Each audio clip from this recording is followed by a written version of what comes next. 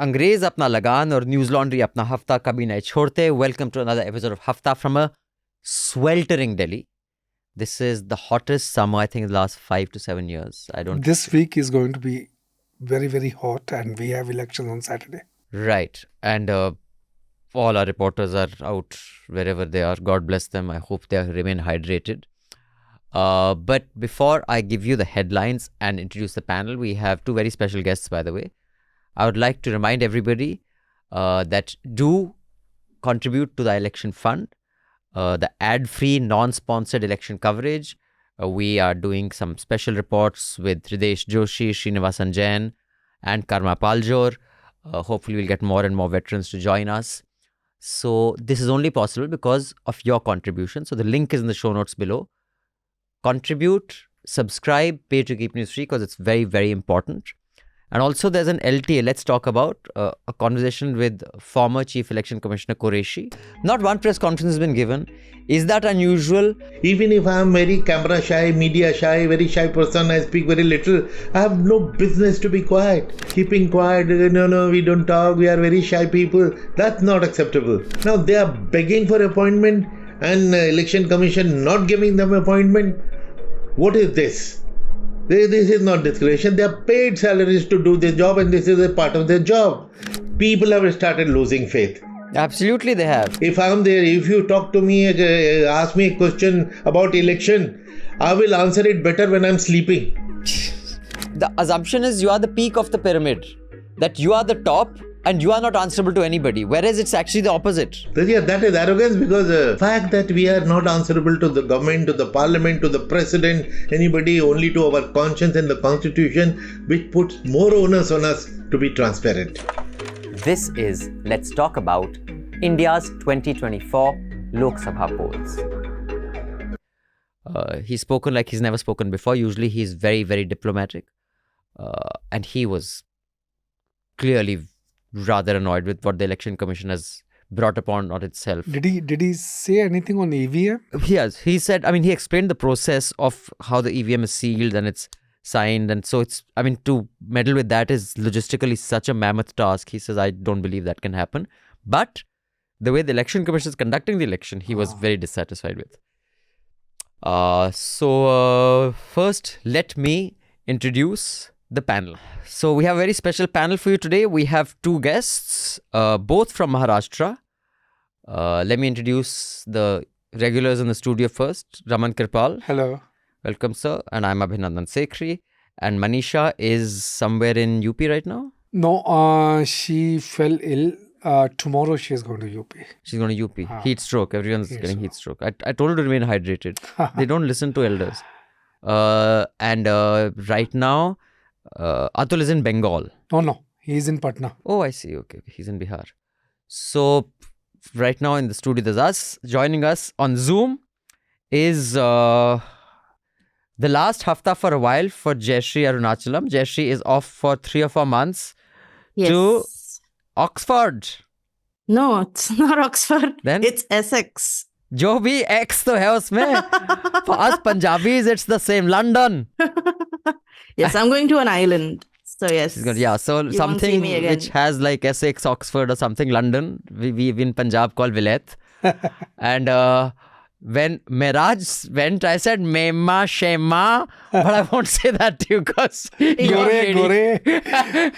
Miraj, We will draw Mema, a veil Shema, over that. शादी करके आना. She will see the elections here in UK. Oh yeah, you'll get to see the elections. My God, you should Yeah, come. I'm there report. during elections. In fact, I think she'll file. this is the first time in, I don't know, 100 years, we should check, that the US, the UK and Indian election has happened in the same year. We should check on that because this year was Taiwan election. There was some 27 countries elections happened this year and now UK has also joined. Yeah, should But be anyway. exciting.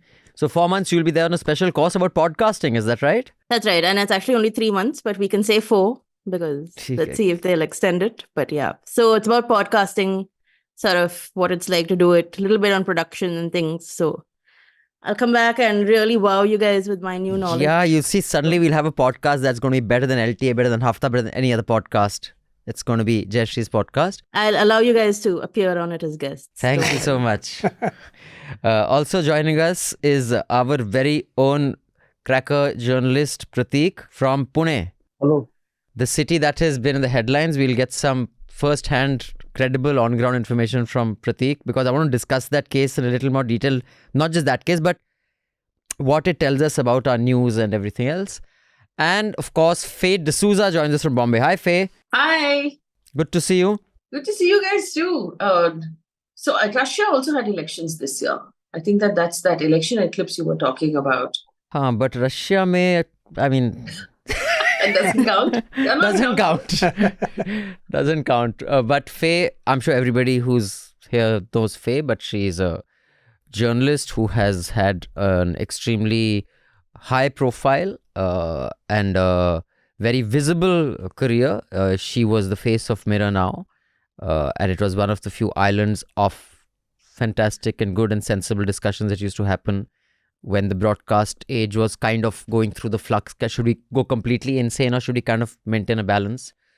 And now she runs her own platform. She has a show called The Urban Debate. She discusses corruption, criminal violence, independent press, and she's been awarded the Red Ink Award for Journalist of the Year in 2018. Fantastic. So, Thank you. And you're also doing a show on Quint right now, is that right? So the Urban Debate used to be on Mirror Now. I think it still is. I'm not on Mirror Now anymore. I now do various shows on YouTube. We do a collab with Quint. Right. So the Quint team and my team sort of collab for this election specifically and for political journalism and the stuff that they do. So whenever they do some cool report, we talk about it on our channel and we put it on the app that that I have, so that my audience gets access to and that's called Beetroot. Beetroot, yeah. So you can click on the link in the show notes below. You can get an idea of the social media handles to follow, to watch Faye's coverage, and of course you can also download Beetroot the app. Yes, you download Beetroot the app. You can find us on YouTube. You can find us, on Instagram and on Facebook. Right. Now let's get into the headlines and then we shall get into the discussions. So here are the headlines for the week. The Calcutta High Court on Wednesday cancelled the OBC certificates issued by West Bengal government since 2010. Hours later, Mamata Banerjee said she will not accept the order and OBC reservation will continue. Now, the Election Commission directed BJP Chief JP Nadda and Congress President Mallikarjun Kharge to tell their star campaigners to correct their discourse, exercise care, and maintain decorum. Earlier, they've kept it as general as possible, so they have kept it as general as possible, so they don't call out anyone specifically. Yeah, they said this shouldn't divide society, which again could be anything at all. And it comes after 5 phases of election. Now I think the 6th we are going to have. So that is also over, more or less. And in 7th, you have around 50 seats. That's it. But it's been quite busy this week because the EC also barred BJP Lok Sabha candidate from West Bengal, former Calcutta High Court Judge Abhijit Gangopadhyay, from campaigning for 24 hours after he made improper, injudicious and undignified remarks against Mamata Banerjee. Yeah. Also this week, the Election Commission told the Supreme Court there's no legal mandate for the Commission to disclose voter turnout data based on Form 17C or the record of votes polled in every polling station. They also said this data is amenable to mischief and vitiation of the entire electoral space. If nobody can vitiate it, nobody can manipulate it, so why don't जनता का election से क्या लेना देना? Democracy और जनता क्या लेना देना? Election commission को डिसाइड करने दो. हम ही डिसाइड करेंगे, हम ही सब कुछ करेंगे. Right. Next, documents secured by OCCRP and reviewed by the Financial Times suggest the Adani Group passed off low-quality coal as far more expensive, cleaner fuel in transactions with an Indian state power utility. We also published this on News Laundry. And we keep breathing polluted air. Everyone keeps asking, what's happening? Who's doing anything? Meanwhile, this is happening. Yes. Then one person was killed to injured with bullet injuries in post-poll violence in Bihar's Saran district. The police said it was a fallout of a clash between supporters of the RJD and BJP. Atul has gone there today. Okay. So he's going to report. We'll get an on-ground report. Yeah. Great. In a big story that Prateek has written about, a 17-year-old in Pune killed 2 people by allegedly driving his Porsche car over their motorcycle on Sunday. The accused is from the family of a prominent city realtor and was allegedly under the influence of alcohol. He was granted bail on the condition that he writes an essay on the crash. Yeah, Prateek's story is quite comprehensive. Must read. Yes. The Assam government evicted around 400 Bengali origin Muslim families and bulldozed makeshift homes in Darang district. These are the same families whose homes were razed in a violent eviction drive in September 2021. Now, in bigger election updates, the fifth phase of the Lok Sabha polls took place on Monday, May 20th, with an estimated voter turnout of 60.48%. Maharashtra had the lowest turnout of 54.33. West Bengal had the highest at 75.56. Let's see how many people are going to come out and vote in Delhi. Delhi, that would be interesting. On Saturday. But it is miserably hot. No, it's already predicted. It's 46 plus. Wow, okay. Oh, God. In Bangalore, a court granted bail to JDS MLA and former Karnataka Minister H.D. Rebvanna in a sexual abuse case involving him and his son Prajwal. Meanwhile, the Karnataka government has written to the Ministry of External Affairs to cancel Prajwal's diplomatic passport because he is currently absconding. Yeah, and they are still in process. Otherwise, the OCI cards are cancelled overnight. But in this case, this will take some time. It will take long time. In Gems of Modi of the Week, days after our Prime Minister says he does not engage in Hindu-Muslim discourse, he claimed on Friday that the Samajwadi Party and the Congress will, I quote, run a bulldozer over the Ram Temple in Ayodhya if the opposition alliance is voted to power. And in fact, this is after he scolded Gullu, saying, "Maine kabhi nahi bola ki wo band kar denge." Anyway. On Friday in Kyrgyzstan's Bishkek, a mob of around 200 to 300 locals attacked the hostels of foreign students, particularly those from India, Pakistan, and Bangladesh. Several students were reportedly injured, and the government has urged Indian citizens in Kyrgyzstan to stay indoors. Meanwhile, there was also that protest of Indians in Cambodia who are like bonded labor techies who were taken there as whatever tech support are being used to do fraud. Right. And they have no way to escape. That's frightening. That's an interesting story, actually, as a long form. On Wednesday, the UK Prime Minister Rishi Sunak announced the country will go to polls on July 4th to elect a new parliament. 2024 is a historic year. Yes. And the last headline is 3 European countries, Norway, Spain, and Ireland, announced on Wednesday they will formally recognize Palestine as a state next week. And I think in follow-up action, Israel has recalled their representatives from all 3 countries. As one does. And you may take is hafte ki adla badli. In Haryana, Birendra Singh left BJP and joined the Congress after his son was denied a ticket from Hisar. In Uttar Pradesh, Samajwadi Party MLA Manoj Singh joined the BJP. In Odisha, Nimapara MLA quit BJD and joined BJP. In Punjab, ex-AAP leader Jagbir Singh Brar joins BJP. Again in Punjab, BJP MLA Sukhpal Singh Nannu and Shiromani Akali Dal MLA Darshan Singh Kotfata join AAP. And for a comprehensive look, please read our series, Know Your Turn Courts. Yeah. And we are talking about all the, particularly the candidates who are contesting this time. So how many times they turned, political allegiance. So yeah. Now let's discuss in depth what we have planned. So first, let me go to Faye first. Faye, you've done like a big picture of the Maharashtra election, Bombay in particular, I guess, where you are, and Delhi. I mean, I don't know if you guys saw Yogendra Yadav's analysis or predictions and... Yeah, I interviewed Yogendra Yadav yesterday. Oh, you did? And Prashant Kishore's little meltdown with Karan Thapar. And I mean, at least in Delhi, everyone says we'll win 7-0, we'll win 4-3. But at least from the little bit that I am seeing in Delhi, I'd be surprised if it's a 7-0 whitewash. And not that I'm asking anyone to predict, but 7-0 whitewash in whose favor? Like it was last time, in BJP's favor. I don't see that happening again, but who knows? But give us an idea of the Bombay voter, Shiv Sena, Thackeray loyalty. Is it a big deal? Depending on who you speak with, it is that Eknath Shinde will be finished. So it's basically Shiv Sena and BJP. That bit is done. Is that really the case? And after that, Prateek can also win because he also understands Maharashtra politics quite well. So see, what I'm hearing on the ground, and also from speaking to colleagues and former colleagues who track rural Maharashtra, is that there is a lot of goodwill for the Thackeray's within what used to be the Shiv Sena. Eknath Shinde doesn't enjoy that goodwill because people do not like what was done to the Thackeray's. They're seeing it as sort of an insult.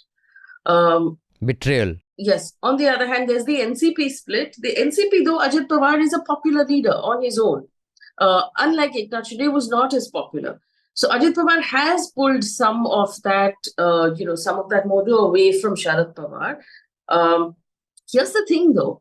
There was massive confusion about the symbols. Yeah. Because, the Dhanush, which has been a generational symbol for the Shiv Sena, and the Gadi, the clock, which has been with Sharad Pawar since he started, have both shifted to the other side, which you effectively, if you press these two buttons, you are voting against these two people. A lot of voters did not know that difference because it was so instinctive to go back to those symbols that, and I'm not just talking about, and these were reports from like rural Pune where, the Pawars have a lot of voting. And I'm talking about like Maharashtra's urban Mumbai, Pune, these kind of places where people did not know that the switches had been made and this symbol does not mean this individual anymore. So even though loyalties would have been a problem for Eknath Shinde, the actual fact that the manner in which the Operation Lotus played out in Maharashtra, where eventually these two men lost their two symbols, would have actually been the bigger card. I felt in this election, the confusion would have been the bigger card. And of course, we know that Mumbai voted so poorly. The voter turnout was quite bad. But isn't that like not unusual? I think it was worse than usual. Oh, it was worse than yes, traditionally Mumbai votes badly, but this time it was worse than, even what was normally expected. Are there specific reasons though as to why Mumbai always votes so badly, or it's just like one of those things? I mean, I saw a lot of people trying to say, apathy, this and that, but it's been like a traditional sort of thing. Yeah, right? I think that, a lot of people either live overseas, a lot of people live in other cities now. We have a lot of lost votes for that reason. I read one slightly disturbing, sort of reason, which is that we lost a lot of people to COVID and not, everything would be updated on those, Oh, wow. That's on the list. Yeah. To impact the number. But I mean, one theory I can give you, this was the first story I worked on. And this was, I think, winter of the early 95 or end 94. I was still finishing my final year when I had Sabrina, who got me into Newstrack, was working on the story, The Mother of All Battles, Delhi versus Mumbai. Newstrack did a long 7-minute story on that. It was a light story, but it was fun. And in that, while interviewing Sanjay Dutt, on this Delhi, he's like, क्या है ना, अपन लोग कहाँ क्या हो रहा है, ये क्या हो रहा है, कोई मुंबई मस्त है अपना, सब खुश है, हमें कोई परवाह नहीं देश में क्या हो रहा है. So that was his, and that was basically what the story was. They really don't give a shit. Mumbai is an island on its own. It's its own republic.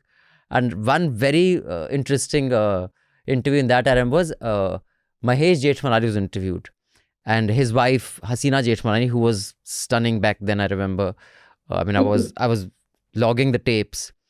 And Mahesh Jethmalani was sitting there and she was saying, Bombay is so cosmopolitan. Delhi's got these, large Punjabi men with hairy chests and gold chains. And cameraman was so smart back then. The cameraman just panned to Mahesh Jethmalani, who was sitting in the white shirt with a gold chain and a hairy chest like this. And not a word was said. It was brilliant. But Prateek, you tell us, what do you make of what's happening in Maharashtra? And also, ye Milind Deora ke bare mein batao, like, he's a political non-entity. He's Murli Deora's son. By himself, he's nobody. Like, why is he all over cameras talking about politics? I'm wondering, does he have any standing at all? First of all, मतलब कि जैसे ये जो महाराष्ट्र का political scenario फिलहाल जो हुआ है, तो पिछले 5 सालों में तो मतलब यही चलता रहा कि कौन पावर में रहेगा, कौन नहीं रहेगा. तो इससे इतना ज्यादा कंफ्यूजन, जो मराठी में एक शब्द है गोंधल, मतलब केओस, मतलब क्या हो रहा है किसी को पता नहीं. तो जैसे फेयर भी बता रही थी, तो एक सिंपैथी वाली चीज जो है वो उद्धव ठाकरे फैक्शन के साथ है, और जो शरद पवार की जो एनसीपी शरद पवार है उनके साथ में. बाकी ये जो सिंबल वाली बात बता रही है, वो सही में बहुत जगह हुआ है. बहुत लोग नोटा दबा के आ गए, बहुत लोग किसी और को वोट करके आ गए. मतलब पुणे में ही मैंने बहुत सारे, मतलब 5-7 लोग मैं जानता हूँ जिनसे गड़बड़ हुई है. तो बाकी ऐसा बहुत सा इलाका है जहाँ पे ये सिंबल वाला इशू हुआ है. बट जैसा बीजेपी बाकी स्टेट से, लास्ट टाइम बीजेपी 40 जो एनडीए की 41 सीट्स आई थी महाराष्ट्र में, तो वो इस बार पॉसिबल नहीं लगता है कि इतना वो लोग जीत के आएंगे. And out of that BJP की कितनी थी? बीजेपी की थी उस वक्त 23 थी, 25 सीट पे वो लोग फाइट किए थे, 23 सीट्स उनकी थी, और जो सेना थी आई थिंक 17 पे सेना 17 जीत के आई थी, 17-18 पे सेना आई थी। नहीं हाँ, एक पार्टनर और था उनके साथ, ये आरपीआई का, तो उस टोटल मिला के 41 था। तो इस बार वो देखने को मुश्किल है यहाँ पे। तो क्योंकि जो सिंपैथी का तो है ही, और कंफ्यूजन भी है, और जो मोदी का जो मतलब मैंने ये बात मैं इसलिए बोलने से आजकल डरता हूँ, क्योंकि जो विधानसभा चुनाव हुए थे मध्य प्रदेश में, मैंने यही बोला कि कांग्रेस थोड़ा सा पल रहा स्ट्रांग लग रहा है, लेकिन कांग्रेस की सबसे कम सीट्स हैं वहां। लेकिन वो जो लास्ट इलेक्शन में जो मोदी वाला फैक्टर था ना, वो इसमें दिखता नहीं है। जैसे अर्बन पॉकेट्स में मे बी शायद ये जो 370 इशू हो, या राम मंदिर का एक इशू हो सकता है, लेकिन अगर आप रेस्ट ऑफ द महाराष्ट्र में आप जाओगे तो वहां पे ये सब मुद्दे नहीं है इतने बहुत। वहां पे लोकल एमएलए या मतलब एमपीस को, जो मतलब लोकल जो उनका कैंडिडेट है, उस पर उनका ज्यादा फोकस, तो वो चीज मतलब इस इलेक्शन में तो दिख रही है। But what about Bombay? Bombay में Pratik, sorry, if I could ask Pratik a question. Pratik, ये जो किसानों वाले मुद्दे हैं अभी रूरल महाराष्ट्र में, शुगर केन के प्राइसेस, इरिगेशन, पानी नहीं मिल रहा है, काफी ऐसे एमएसपी की इश्यूज है, ट्राइबल फार्मर्स की इश्यूज है जो सॉर्ट आउट नहीं हुआ है, मराठा रिजर्वेशन का इशू है, वो सारे मुद्दे किस तरफ हो रहे हैं? ये जो फार्मर्स का बोल रही है, तो वो तो नासिक में भी, दंडोरी में एक केस भी हो गया था कि वो अनियन फार्मर ने बोल दिया कि मोदी साहब आप प्याज के बारे में बोलो, प्याज के बारे में बोलो, तो उसको डिटेन कर, तो वहां पे वो नारे लगने लग गए थे, मोदी मोदी जय श्री राम, और उस बंदे को पुलिस साइड में लेके डिटेन करके छोड़ दिया था उसको बाद में। तो जो फार्मर्स वाला मुद्दा है वो तो है, ये स्पेशली अनियन फार्मर्स का मैं बोल रहा हूँ, जो नासिक का बेल्ट है वहां पे ये चीज है, बहुत ज्यादा उसको लेके विरोध है उनका। और जो दूसरा क्या बोल रही थी, ट्राइबल एरियाज, मराठा रिजर्वेशन। हाँ देखिए मराठा रिजर्वेशन का, अब जरांगे पाटिल को जो मराठा रिजर्वेशन उन्होंने बोल दिया है कि दे दिया है, ठीक है, सगे सोरे वाला जो मसला उन्होंने बोला है, तो एक्चुअली आप उसको देखेंगे तो वो चीज तो बहुत पहले से चली आ रही है, क्योंकि जो उनका मैटरनल साइड का जो तो वहां पे से तो कुछ पता चल ही नहीं रहा है। तो ऐसा लगता है कि ये जो है ना अगेंस्ट बीजेपी जाएगा, मराठा जो उनको बोल दिया कि दे दिया, लेकिन उनको रियलाइज हो रहा है धीरे धीरे कि this was not in our favour. In fact this वो एक चीज है। I saw Eknath Shinde being interviewed by Pranoy on this onion thing, and he said, "Why did you ban onion export? That benefited Pakistan." Eknath Shinde looks blankly at him and says, "Center decided. I did not." I mean, he has no answer to anything. He's center decide. Yeah, but I mean, as their ally, you can't say decide. I have nothing to give Modi ji se pucho. Like, he's got this very blank expression to anything that's asked to him. It's quite strange. But जो एकनाथ शिंदे का जैसे अभी ठाणे है और ये कल्याण है, तो बॉम्बे की जैसे 6 सीट्स हो गई, अभी ठाणे कल्याण अलग हो गया, तो मुझे लगता है ठाणे कल्याण में तो वही लोग आएंगे। he's supposed to be very strong in that area. बहुत स्ट्रांग है, He's very strong. Thane, he's supposed to be like the god of Thane. But that's like 2 constituencies. I mean, out of 48. हाँ, Yes, पूरे yes, Maharashtra में 48 होती है। नहीं, ऐसा नहीं है कि वो, जैसे फॉर एग्जांपल अभी नासिक में, नासिक का था, तो नासिक में Chhagan Bhujbal, I mean he was supposed to I mean contest from there, but लेकिन वो वैसी मराठा का लफड़ा हुआ तो उसको पटक दिया साइड में। लेकिन बीजेपी ने एक बहुत स्मार्ट मूव किया यहाँ पे, जहाँ पे भी शिवसेना उबाटा मतलब उद्धव ठाकरे फैक्शन फाइट कर रहा है ना, वहां से इन्होंने बीजेपी के मतलब बंदे इनके लड़ सकते थे, लेकिन उनको टिकट नहीं दिए। They protected this Eknath Shinde faction, क्योंकि अगर ये हार भी जाते हैं तो बीजेपी का तो वैसे भी कोई नुकसान होने वाला नहीं है। Right. तो अगर जीतता है तो उनके साथ में, अगर ये हार जाते हैं तो Eknath Shinde. So actually BJP is in a very comfortable, they're in like, their downside is low, their upside is very high with this whole Eknath Shinde's thing. They've played it well. But coming to Delhi, sir, we'll get back to the panel there. Today Swati Maliwal has given an interview to ANI, and they have taken Bibhav to Bombay, I don't know, for some reason, investigating his... That was day before, I think. Yeah, his alleged slaps to Swati. So he had travelled to Bombay, so they want to go to see that whom all he met. So because that has to do with the case. And meanwhile, the guy Sorry, I read that they took him to Bombay because apparently he did something with his phone. Phone, He correct. reformatted his phone. I don't know why Bombay they have to bring him to. Yeah. But Also, that's the incidentally, the guy who slapped Kanhaiya Kumar was out on bail the same He's day. out on bail. And he's out on bail and issuing video warnings on Twitter saying that I'll beat up anyone who says Tukde, Right. whatever. जय श्री राम भाई, जय गौ माता की। जिस कन्हैया लाल ने नारे लगाए थे कि भारत तेरे टुकड़े हो, अफजल तेरे कातिल जिंदा हैं, हम शर्मिंदा हैं। ये देखो भाई, सर फट चुका पूरा। दोनों भाइयों ने चांटे का जवाब दिया है कि भारत के टुकड़े कोई नहीं कर सकता जब तक हमारे जैसे सनातनी शेर जिंदा है। भाई देश को तोड़ने की बात करता है, इसे दिल्ली में भी नहीं घुसने देंगे। So really the Delhi police works in mysterious ways.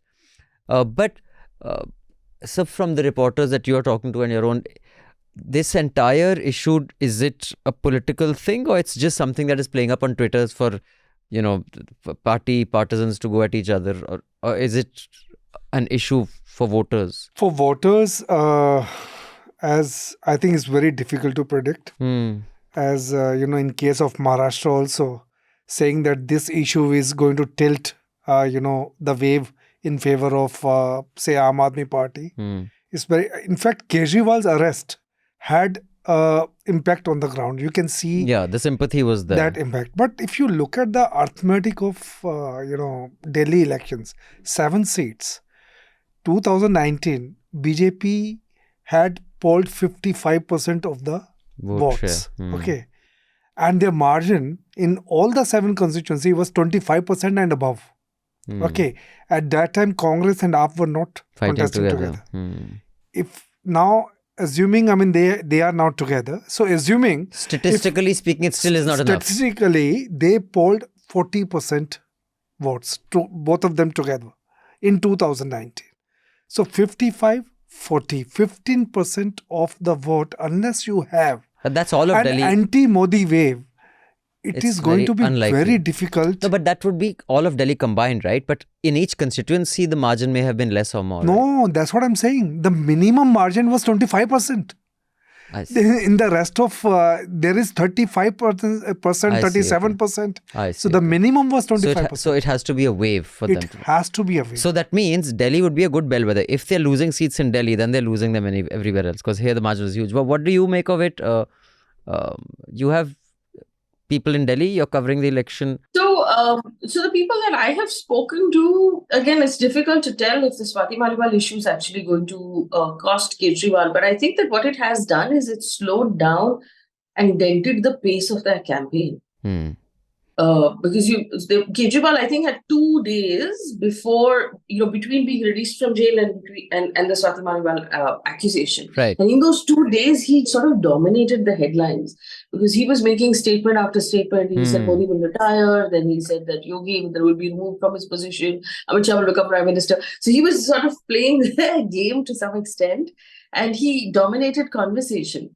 That changed very quickly as soon as this accusation came up. Then he became defensive. Then he went on the defensive basically. I think he was caught completely off guard, because they've done so many flip-flops since then. Sanjay Singh acknowledged that something had happened. Then Atishi Marlena said nothing had happened. And then Kejriwal's last statement, which was also, incidentally, his first statement, was there are 2 versions.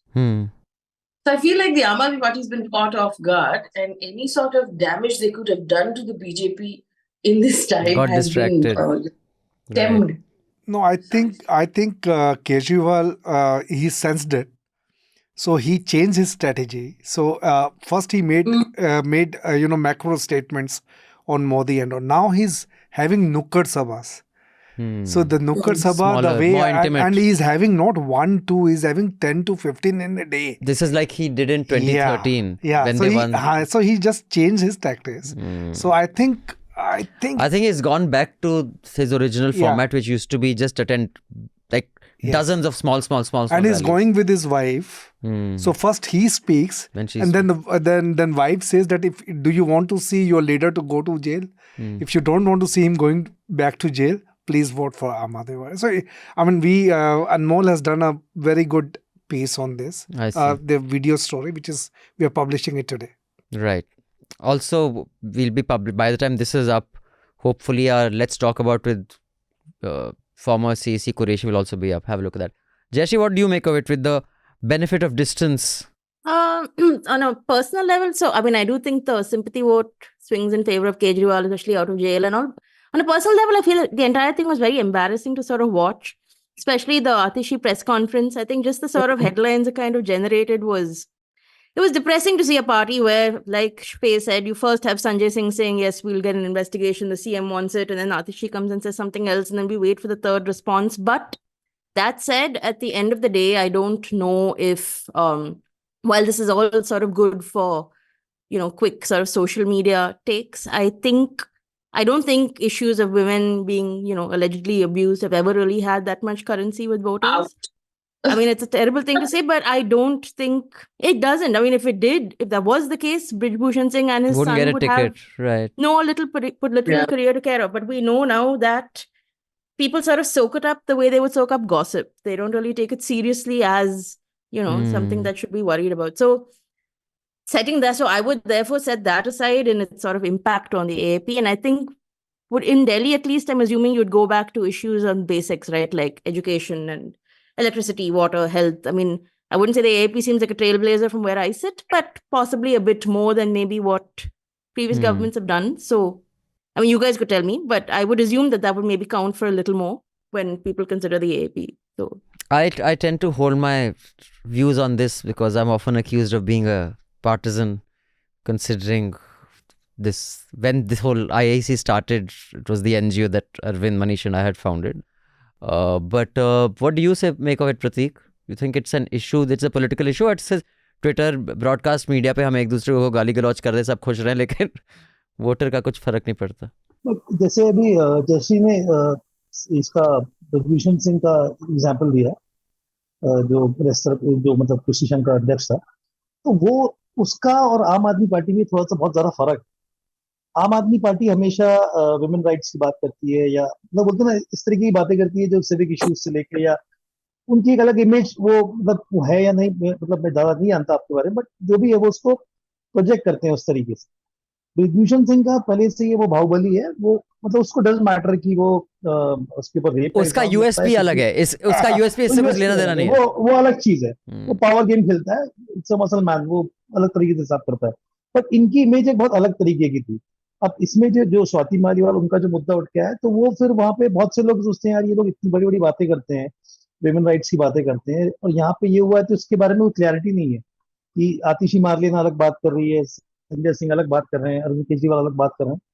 तो वो एक चीज बहुत उसकी वजह से मुझे मतलब मे बी इलेक्शन, लेकिन उनकी पार्टी की इमेज में जरूर लोगों के सोचने का थोड़ा सा तरीका बदला है. But I would just like to ask you, it may be an unfair question and you can tell me it's a shitty question and not choose to answer it, but do you think the emergence of the CCTV and the FIR and lots of, including Ravish has done a comparison of the two, you think it's fair, unfair, different standards are being applied to Swati just because, of its AAP and people tend to be softer, of a certain standing? But do you think that inconsistency is something that people take note of, or that doesn't matter? Or is it even unfair to talk about that inconsistency because it could be natural, it need not necessarily be suspect? Anyone has a take on this? But I mean, don't you think also the media is running with inconsistencies in CCTVs? Because if there is an inconsistency, then it would show then the BJP would be, I mean, whatever the outcome of that may be, it works for example for the BJP, right? Because it just shows that there is a he said, she said sort of story going on within the AP, and any kind of controversy within the AP works well for. So it doesn't matter whether, as long as there's noise. It doesn't matter. And I also want to say about what Prateek said. I mean, Prateek, I'll be honest, I only followed half of what you said because you're still talking in Hindi, though I know you can talk in English. But so my thing with the entire, I mean, I understand the AP is a more, feminist party, but then again, I mean, the CPIM is a more feminist party. The DMK is a more feminist party in many, in many of their own ways. And there are still terrible stories of, women's rights and abuse and things that happen within them. And I just think this is a function of India where it is not something that voters react to when they vote. I mean, these stories come out, they get a lot of press in some cases, in many cases they do not. But I don't think the average Indian voter really takes that into account Yeah, it when doesn't. making decisions. It So- doesn't go But well I with. think AAP is all about image. No, but Yeah, I mean- it doesn't go well with the AAP's image. But having said that, if you look at the strategy, which is political, Maliwal is making it political, by giving the kind of statements she has given.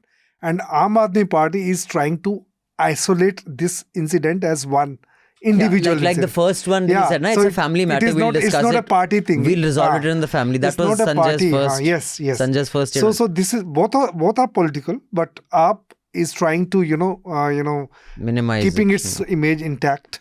And as I said, the strategy changed, going for this Nukkad I thingy. think the initial Sanjay, I think the belief still was that we can resolve it. Old fellow travelers of 22 years know each other. We'll figure this out. They thought it was an ego hassle, but then clearly it spiraled in a different zone. And I think Sanjay's press conference was with that confidence that Vibhav or Swati ko baitha ke we'll figure out kya hua. But clearly it didn't go. What do you make of the CCTV? Does it change anything? Does it matter or not? Because if they are the only two people there, what resolution can come to this case? So I don't think we've seen the whole CCTV. Now that's the problem. Which even Swati Maliwal said, put it out in full context. And I think that anyone who's looking, because whatever has been released is this small clip. The first one taken on a cell phone. The second one of her being escorted out. Right. But if I'm not mistaken, if you're in Delhi, you'd be able to help answer this question. It was the Chief Minister's Home Office waiting, right? No. So they should have a CCTV visual of No. that room because there's that much security. It wasn't the There's Home so- Office. That room where the alleged assault is supposed to have happened, it's inside his main house. That is actually his living room. There is a small living room and there's a large living room. This is the small living room.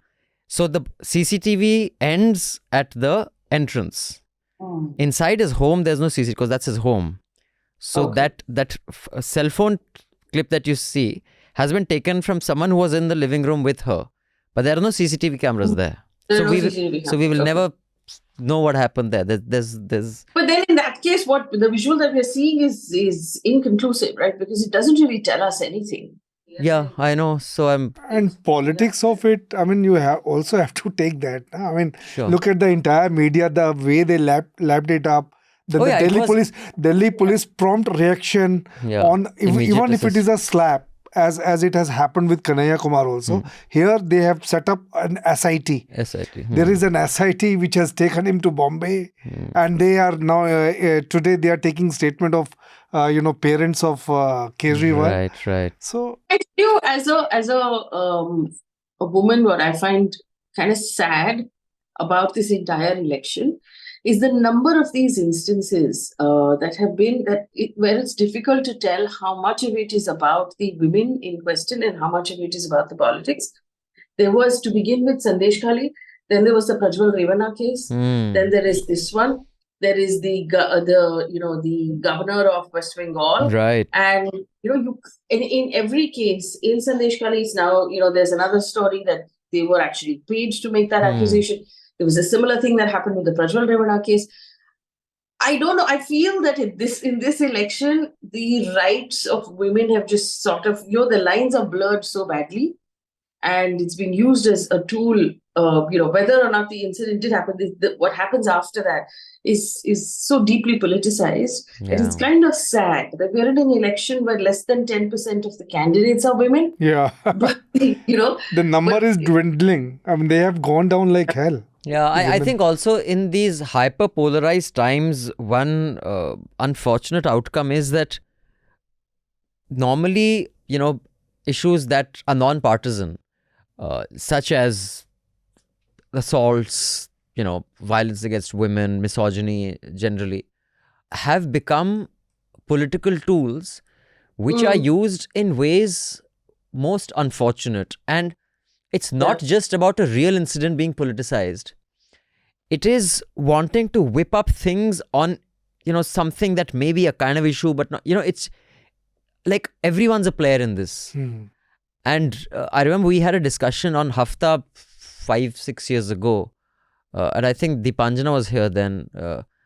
And we were discussing this. I mean, even then things had become kind of hyper partisan, not to this extent, but there was a hesitancy in saying that, listen to all women, but you don't have to believe all women. That.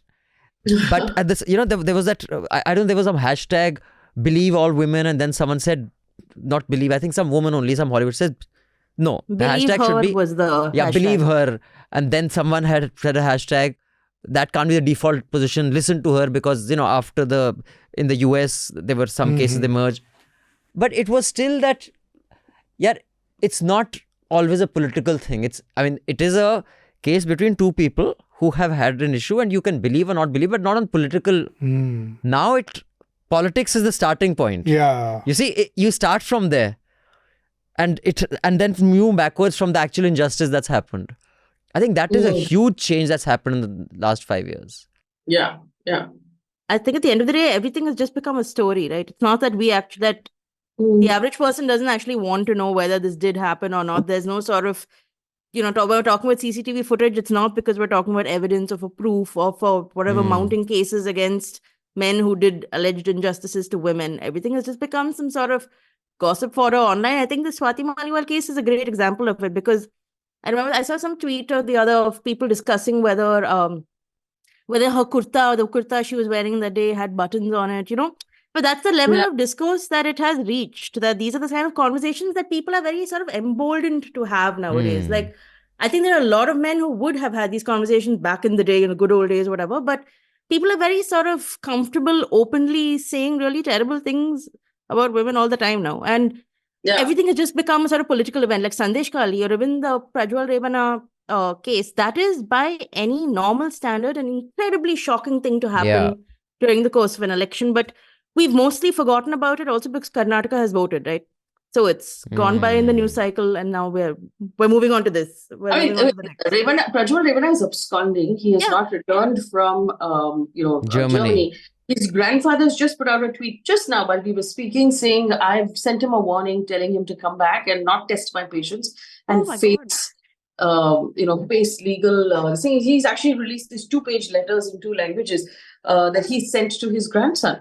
But as something that was so loud and so, headline forward when Karnataka, around the time that Karnataka was voting, has now, you're right, completely been forgotten.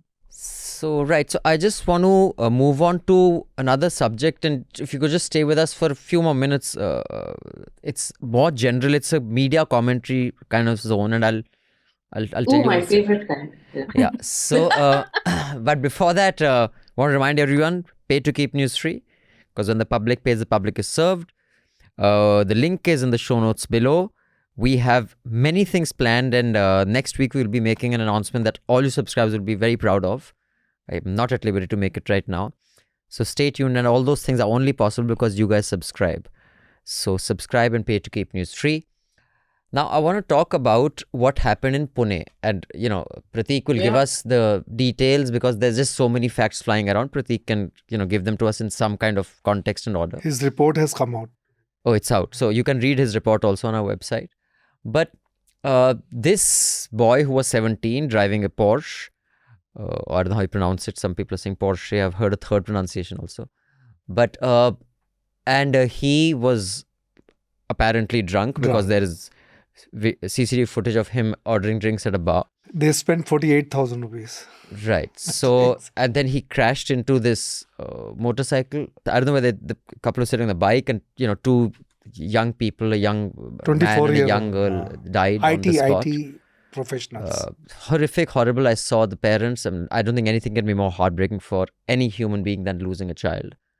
And then I saw this anger and outrage of anchors who have demonstrated very little spine, conscience on anything, suddenly find this guy and say, see, we are, our impact. India Today was claiming our impact. We have got this 17-year-old arrested. Now, I have no sympathy for a brat. Many of you claim I'm communist and hate rich people. So none of you can claim I would have any sympathy for a man driving a Porsche who runs over them. My view on that Sanjeev Nanda case in Delhi, I don't know whether any of you will bother going back and listening to that. brats driving cars. But there's this nuance that I want to talk about where this man Fadnavis, who doesn't have an iota, I have not heard him demonstrate an iota of conscience anywhere. Suddenly, when this becomes an election issue, everybody is taking their shot, like this guy is the punching bag, maybe deservedly so. But let's show how great we are, how wonderful human beings we are, like bashing the fuck out of the 17-year-old. Right? Now, I have a list here of rich boy car crashes. December 7, 2013, an Aston Martin owned by Ambanis crashed. Very mysteriously, there were all sorts of conflicting versions. Eventually, an old-time Joshi, the driver, Bansilal Joshi, confessed to being the driver. You can read the News Laundry report on it. We're one of the few who actually did an on-ground report. Right. Many who would be carrying this breaking. Even NDTV, that at that time was not owned by Ambani's, carried one report and a ticker. It was not this ongoing, how was the Aston Martin, who bloody... No. Because if you try to make an example of that to show how good you are, your channel will be shut and so will everything else. The people whose car that was were compensated with a brand new Audi 6 and a Skoda, 2 cars. Then Gujarat Jaguar crash in 2023, July. A teen confessed to the second mishap, but unharmed in FIR. This is, you can see the link below. The link to all these is there. A drunk teen in speeding Mercedes kills 3 in Mohali, Punjab. This happened March 2021. The Sanjeev Nanda case, which was the most horrific case. 6 cops died. He got away first time. Everyone turned hostile. And this is after cops died. And I remember at that time, I encountered a cop in the streets here. And he was, just often cops are jerks. I was like, so, 5 or 6 of your guys died. You couldn't do anything to that guy. You're bossing around in this market with these parking agents. His face became this small. Because, of course, your pride is hurt. 5 or 6 uniformed men mowed down. The guy gets away scot-free. I was like, what is your life worth? You can only afford to boss around these parking attendants, no?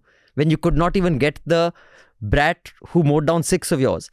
The same thing I see. So there are 2 things simultaneously. So what I'm saying is, 1, horrible person, yes. Horrible thing, yes. Should be punished, yes. 2, most convenient person to show how horrible we are. Now, either the law says, if you're a juvenile, you're tried as a juvenile. Or the law says, 17 is not the cutoff. It can't be when we feel he should be juvenile.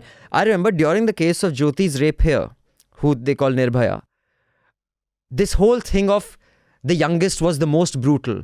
Later, there's nothing to show that he was the most brutal. Of course, the most horrific, horrible rape. But he was not tried as an adult because that's the law.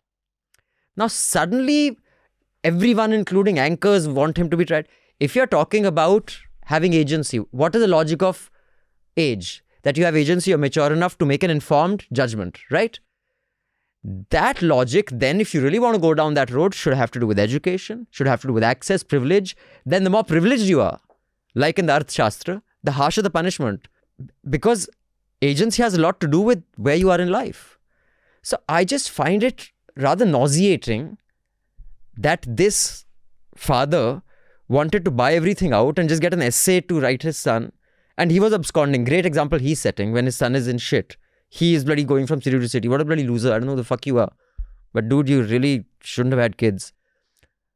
But what is, I won't say as nauseating or not, is taking this 17-year-old as the ultimate villain to show what a hero I am. Take on a Modi or Shah. Let's see you demonstrate this heroism there. Usme sabki phat jayegi. That's my rant. Now, I just want to know, as media commentators, starting with Faye, what is the disproportionate, like, wall-to-wall coverage of this? And he's a kid, whether he's a horrible kid or not kid, but he is a kid. A, should he be tried as an adult just because he drank?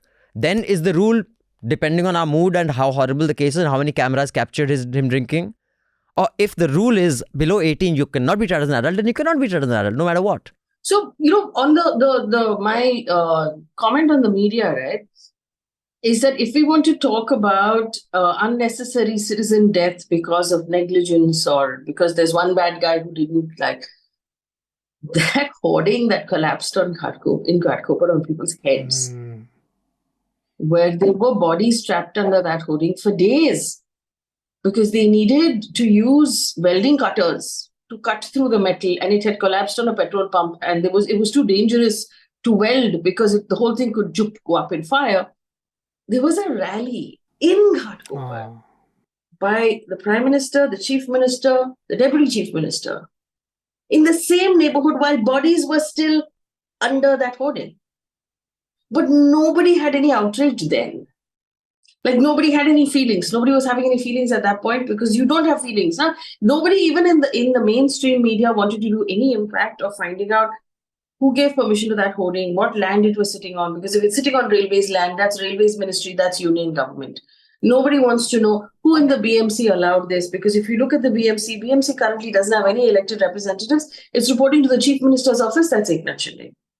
Nobody did any of that research. They just, because that outrage is not convenient. But here you have one individual who is not, you're allowed to outrage because none of your political buddies are getting hurt here, right? So everybody jumped on it. And I mean, the Juvenile Justice Act is very clear. It's been amended after the Nirbhaya case that if someone is between 16 and 18 and it's a heinous crime, they can be tried as an adult.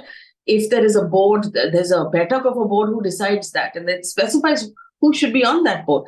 Now, I don't know if that board has been assembled and if they've actually followed that due process right now, or what has been done, because we've not heard. But to the best of my knowledge, that boy was in correctional facility. Now he served his time as a juvenile and he's out. So he's still trying. No, but the law did not apply on him. The law was amended. It can't be retrospective. Okay, got it. No. Yeah, so that guy finished and he got out, and the fact that he got out caused more outrage. And then the law was amended in 2015. Right. So the law that as it stands today is an amended law that says if you're between 16 and 18 and it's a heinous crime, that there can be a juvenile justice board with an NGO and a psychoanalyst that gets put together that can examine your ability to understand the consequence of your action and then decide whether or not you should be tried as an adult. That should ideally be happening in this case if that's what everybody believes. But I don't know if that due process has been followed. And, he's now been sent to remand home, which is the juvie home. So I don't know what process they're following now. It's just knee-jerk, which always happens in cases like this, right? There's outrage and the police quickly sort of scramble to cover their tracks. We saw it happen in Hyderabad when the police just took these people to the corner and just shot them. Yeah. Right? This is how we've, as a, this sort of public outcry for blood is how we've started dealing with this sort of situation. Regularly, you will have ministers come out and say, "Oh, death penalty." It makes me uncomfortable. And also, just one point: there was an interview that I watched on, I think it was India Today, or it could be another channel, where they started demolishing some of these bars in Pune, and Prateek can tell us details of all that. And one of the owners of that, not nightclubs or whatever, he says, "Here's my paper. I have got a permission. I'm paying a license fee." The reason they're demolishing it is that because one of the eyewitnesses over there when this happened was my partner who I co-own this bar/restaurant with. And at the police station, he said, "Bade neta hai," tried to compromise, saying that he wasn't driving, do this. And my partner, who was witness there, said, "No, this guy was driving." And as a punishment to that, they are destroying this bulldozer justice. Now we'll demolish all this. So, and he said this on air, on camera, and he had the papers. So he's saying it's not like this is. So I mean, and then cut to Fadnavis saying, "Oh, we shall take action" and stuff. I just think it's nauseating. No matter how horrible a 17-year-old, you really want to fight for something just. These 40, 50-year-old, like even I sometimes hold my when I'm doing nasty pieces, a nuisance. If a journalist is 24, 23, then you kind of pull back. Because, the dude has started doing journalism in the last 3 years when he thinks Sudhir, Arnab are normal people. So it's not a contest. I mean, you're not going to start punching a kid, right? But these, journalists pushing 50 have making an example of this 17-year-old. No matter how horrible he is. But Prateek, just tell me, the demolitions, were they legit or not? How have they suddenly become illegitimate? And the facts of this case, this father who went missing for I don't know how long. ये जो मसला है ना, became big because of the police. और वो जो, क्योंकि initially when this boy was, मतलब जब इसको रोक लिया था, जब इसने हिट किया and those two people died, तो he was handed over to ये वाला पुलिस स्टेशन, से लोकल पुलिस स्टेशन वो ही है। और भीड़ ने पकड़ के पीटा भी इसे ना। हाँ, इसको भीड़ में वो, मतलब जब इसने वो दो बच्चों को उड़ाया इसने, तो वो तो ऑन द स्पॉट मतलब भी इनकी डेथ हो गई थी। उसके बाद ये इसी गाड़ी भीड़ के 2-3 गाड़ियां डैमेज हुई, रुक गया, उसको पकड़ा, इसको पीटा वीटा और फिर उसको हैंड ओवर कर दिया। तो वहां पे जब वो पुलिस स्टेशन में था, तो सबसे पहले वहां पे रात को 3 बजे one NCP MLA of Ajit Pawar faction, very strong MLA Sunil Tingre arrive. सबसे पहले वो वहां पे आता है, ठीक है। सुनील टिंगरे वहां पे आता है, and Sunil Tingre is very close to the grandfather of this boy, Surendra Agarwal. उसके अगेंस्ट पहले से ही वाज लाइक छोटा राजन से कनेक्शन के वो सब केसेस हुए थे, एक गोलियां चली थी। तो वैसा वो मतलब ब्रह्मा रियलिटी एक तरीके के बाद वेरी पावरफुल, वेरी रिच, उस तरीके का उनका वो है। अब सुनील टिंगरे आता है वहां पे क्या हुआ क्या नहीं, बट ये जरूर हुआ कि जो उसका एफआईआर दर्ज हुआ, in that they put section 304A, ठीक है। 304A उन्होंने लगाया डेथ ड्यू टू नेग्लिजेंस। इसमें ज्यादा से ज्यादा 2 साल की सजा होती है, फाइन होता है या बोथ होता है। देन नेक्स्ट डे, और उस वक्त ये भी हो रहा था कि व्हेन ये जो विक्टिम्स थे, ये दोनों जबलपुर के थे ये लोग, and they were working in Pune in naughty firm.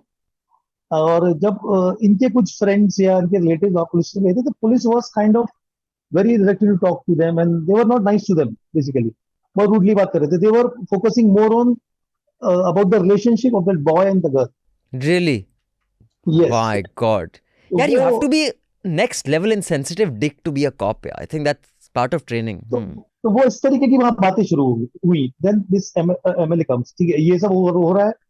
उसके बाद सुबह एफआईआर दर्ज होती है 8:29 के ऊपर एफआईआर दर्ज होती है। One of that boy friend, he files the FIR, वो कंप्लेंट लिखाता है, अपनी एफआईआर दर्ज होती है।